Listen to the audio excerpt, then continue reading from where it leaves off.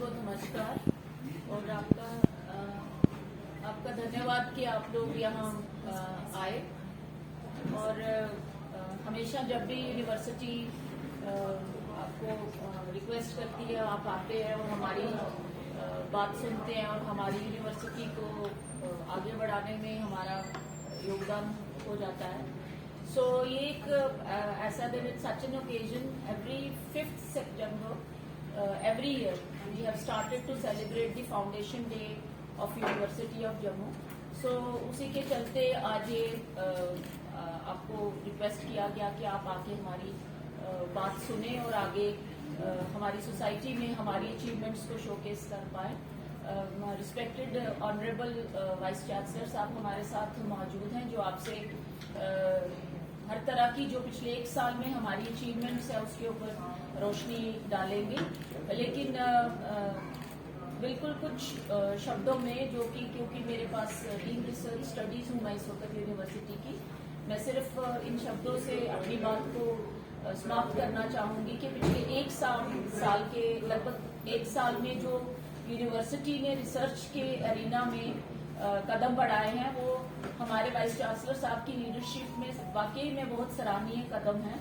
जिसमें दो तीन चीजें जो कि हमने रिसर्च को लेके की है मैं उस पर कुछ कहना चाहूंगी। सबसे पहले हमने NEP 2020 की जो ट्रांस डिसिप्लिनरी रिसर्च प्रोजेक्ट्स हैं उसमें लगभग 1 करोड़ की हमने प्रोजेक्ट्स जो है मल्टी डिसिप्लिनरी टीम्स को यूनिवर्सिटी के फंड से ही फंड किया है। और इस वक्त 12 रिसर्च प्रोजेक्ट जो ट्रांस डिसिप्लिनरी एंगल से हैं इस वक्त हमारे जम्मू यूनिवर्सिटी के प्रोफेसर स्टूडेंट्स की भागीदारी के साथ आगे बढ़ा रहे हैं, जिसका समय समय पर हम जो है आपको बताते रहेंगे। दूसरा इनिशिएटिव जो पिछले 1 साल के अंदर हुआ है कि आज तक हमारी यूनिवर्सिटी की रिसर्च पॉलिसी जो है जो कि एक UGC का मैंडेट था वो बाहर नहीं आ पा रही थी। सो वाइस चांसलर साहब की लीडरशिप में जब मैंने DRS ऑफिस को संभाला है मुझे ये कहते हुए बहुत खुशी हो रही है कि उसके 5 वर्टिकल्स जो हैं उसके दायरे में उसको सामने रखते हुए एक रिसर्च पॉलिसी जो यूनिवर्सिटी की है, अगर आप वेबसाइट पे जाएं आप देख पाएंगे। सो रिसर्च पॉलिसी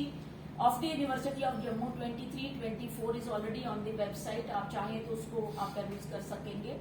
तीसरा जो योगदान बहुत बड़ा जो मैं समझती हूँ कि इस वक्त हमारी यूनिवर्सिटी ने पिछले 1 साल में लिया है, PhD स्टैट्यूट्स लास्ट जो हमारे यूनिवर्सिटी में अप्रूव हुए थे वो 2019 में थी।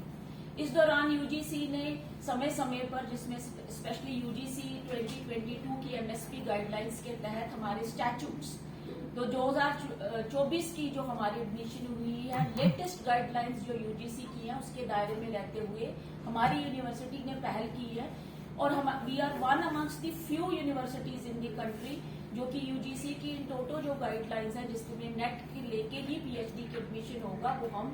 फॉलो कर रहे हैं। और वो भी स्टैट्यूट्स जो हैं वो 2024 के आपको यूनिवर्सिटी की वेबसाइट पे मिल जाएंगे, जिसमें फुल टाइम और पार्ट टाइम जो PhD है उसके ऊपर रोशनी डाली गई है और तरीका पूरा उसमें